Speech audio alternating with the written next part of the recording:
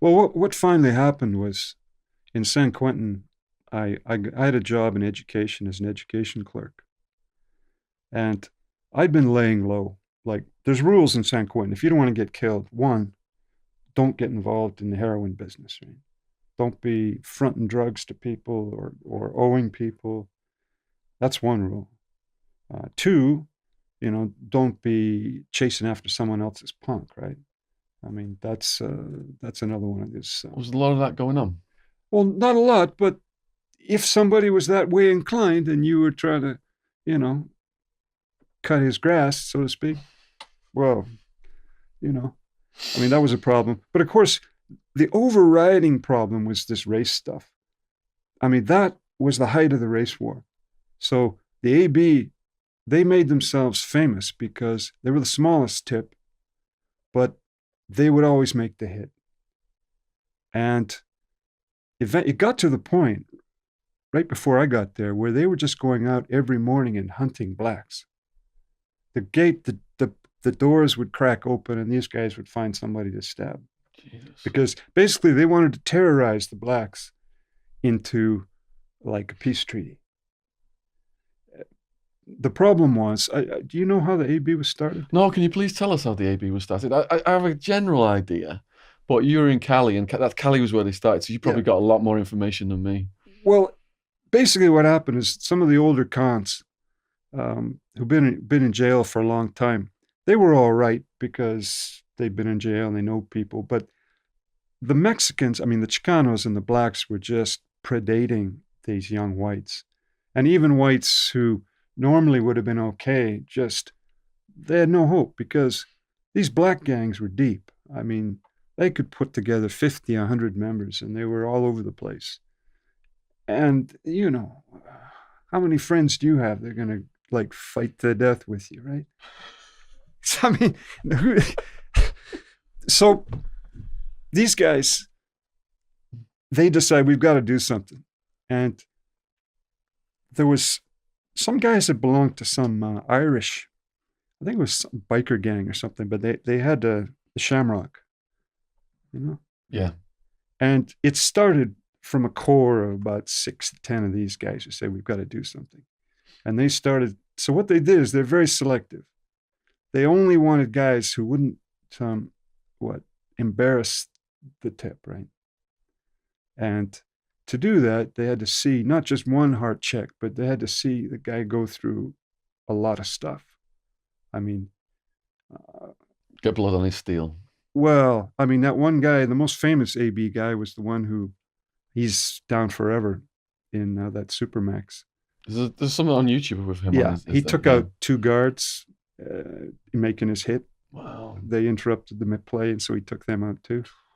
And of course, I think he's just 24 hours a day lockup for he's been there like 30 years. Anyway, so the AB, they they got recognized as being a prison gang by the guards. And as soon as that happened, they started getting taken off the main lines and sent to Folsom. So then they started getting smarter. And the guys didn't announce they were AB. They played it cool and laid back in the cut. Or they said, well, I'm not involved in that anymore. Or maybe they'd cover up a tattoo or something.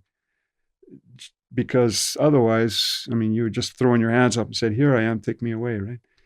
For, all day in isolation. You just go to the adjustment center, AC, and you'd be there forever. So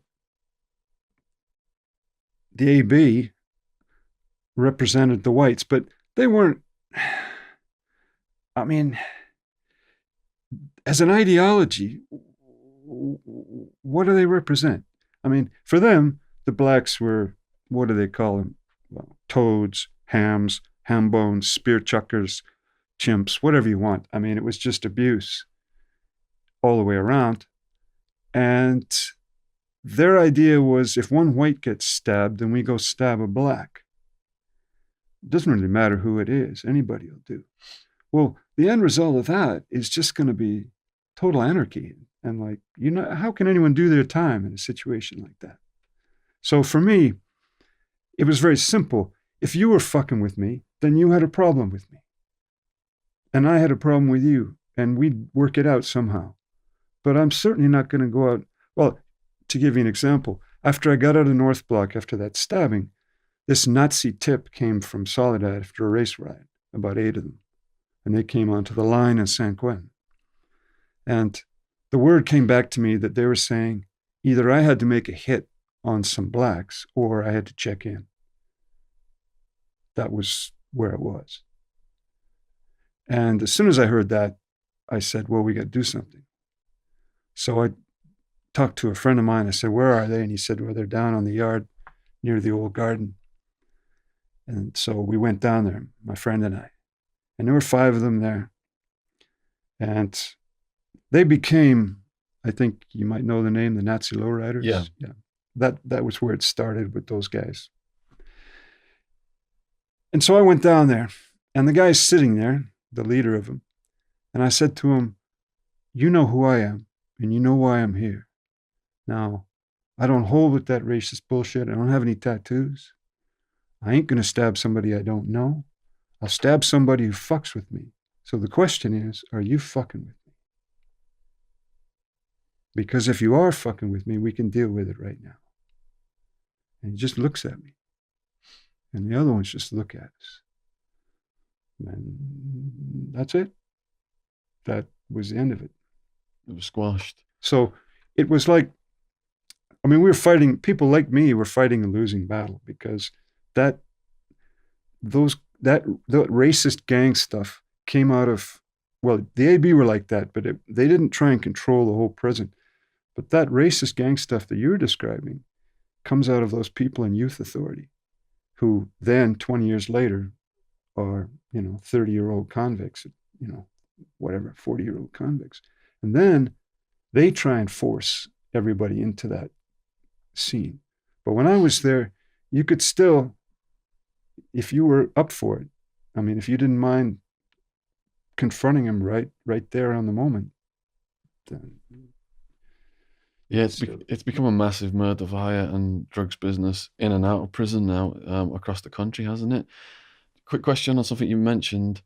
You said that if they saw the ABs were patched in, if it was obvious they were ABs, they'd send them over to Folsom. Yeah. Why did they send them to Folsom? Well, they had to send them somewhere. Okay. They didn't have Pelican Bay or those, high-tech adjustment centers. So Folsom had an adjustment center. San Quentin had an adjustment center, but there were only so many cells.